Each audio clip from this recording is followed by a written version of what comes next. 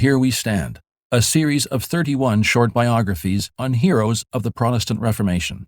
This podcast has been produced by Desiring God in partnership with Bethlehem College and Seminary.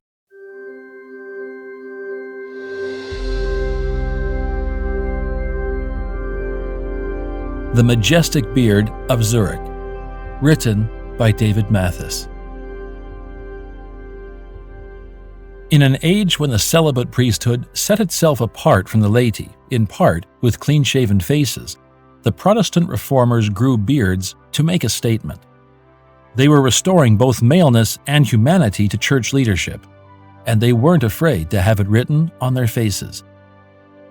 Word is that Heinrich Bullinger, chief minister in the leading Swiss city of Zurich, had the best beard of all. One historian describes Bullinger's as majestically bushy, and it wasn't altogether disconnected from the theology he carefully grew and groomed in the wake of the Reformation's first shocking loss.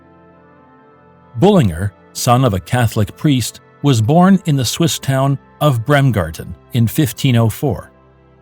He went off to the University of Cologne in Germany in 1519 to study humanities, not medieval theology. While there, he encountered a book burning of Luther's works, and it piqued his interest. He then determined to read the Reformer for himself, and as he did, his world turned upside down. He was now 18 years old and a Protestant convert. In 1523, the year after his conversion, Bullinger met Ulrich Zwingli, 1484 to 1531, who had been converted in 1519, around the same time as Luther, and quickly became the leader of the Swiss Reformation. Zwingli was 20 years Bullinger's elder, but the two became allies, and 8 years later, their lives were forever linked when disaster struck the fledgling Reformed movement. Zwingli was not only pastor in Zurich, but also army chaplain. On October 11, 1531, the great reformer joined the Battle of Kappel to defend the city against Catholic forces. He was wounded, then found by the invading army, and executed. After the Protestant loss, Bullinger's hometown, where he was now pastoring a Protestant church, came under threat. He fled for Zurich.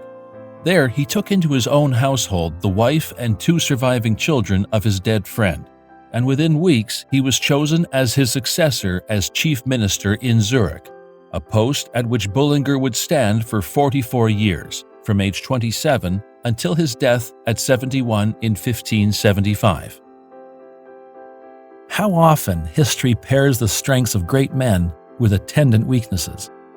One of Bullinger's signature contributions was his primitive form of covenant theology. Here, he followed the lead of Zwingli, who organized his theology by the covenant motif, rather than by medieval categories. Zwingli located his theological center in God's creation covenant with Adam.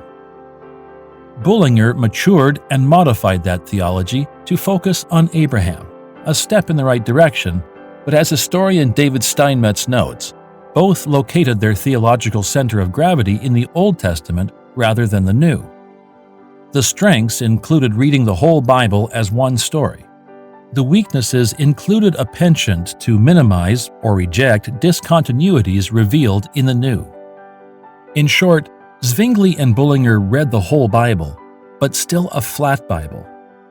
What remains unclear is how much such early covenant theology led to the mistreatment of Zurich's so-called Anabaptists, rebaptizers, and how much it developed in response to these radicals.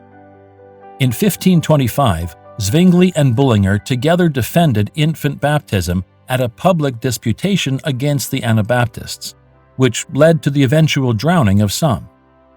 Bullinger also followed Zwingli in opposing church music because of its danger to become an idol and hinder true worship. Bullinger groomed Zwingli's instinct into a matter of principle, and church music was not restored in Zurich until almost 25 years after Bullinger's death. Yet his life and enduring legacy would not be as a divider, but as a unifier. Behind his majestic beard, was one of the biggest hearts of the Reformation era, and one of its most tireless peacemakers. Though he rarely left Zurich, he engaged in voluminous personal correspondence, some 12,000 of his letters have survived, to counsel and build coalition with Reformed leaders across Europe. Even more than his gifted preaching, he was known for his patience, wisdom, and generous spirit. He stabilized the young but influential Zurich church, not only after its shocking tragedy, but then for more than 40 years. He grew and groomed what Zwingli began.